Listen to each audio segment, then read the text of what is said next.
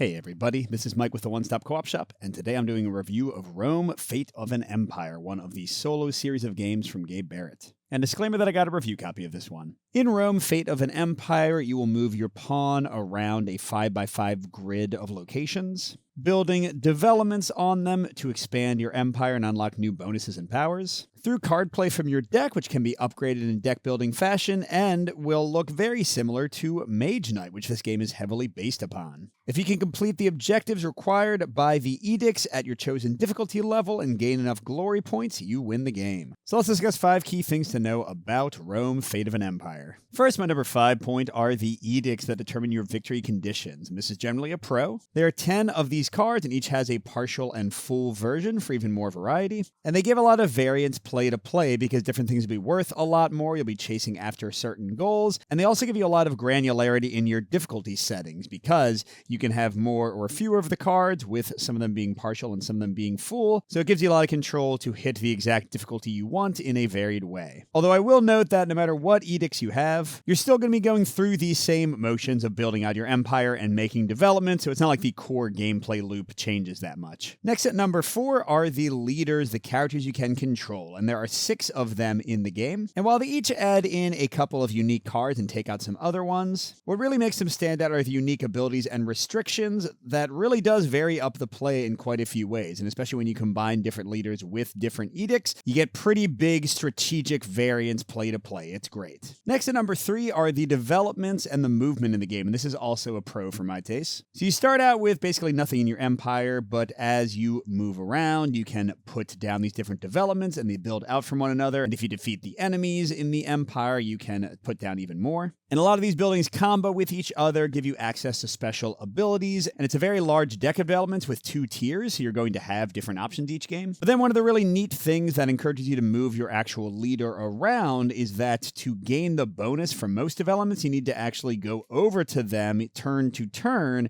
and put down these little tokens and then flip them over to gain resources to activate powers. So once your empire gets really large, you'll be running around, boom, boom, boom, putting down influence, chaining effects together to get the exact right things you need for your turn. It can be overwhelming, but it's also very rewarding once you build up some really powerful combos. My number 2 point, though, is the complexity of the game, and this is the mix that could really make or break this for you. It might even be a con for some people, because, and yes, I'm going on record with this is a game based on the Mage Knight system, and it's way smaller, it's way cheaper, and I think it's more complex than Mage Knight, especially in the beginning, because Mage Knight kind of builds up to these huge epic battles in the cities, whereas Rome, Fate of an Empire just throws tons of stuff at you right from the get-go, because you have 5 developments at once you can buy, although there are cheaper ones, so you can kind of focus on those. You have 5 advanced action cards you can add to your deck. And then yes, it's cool if you build out your empire that you get so many combos you can build into, but then you got to keep track of all those effects. And in an awesome yet daunting way, you'll have a lot of cards in your hand. They can all be used for multiple effects. And then you can spend resources to make your cards more powerful, but you got to do different things to get the resources, lots of different ways to get gold. It's just a ton, especially the first few times you play it.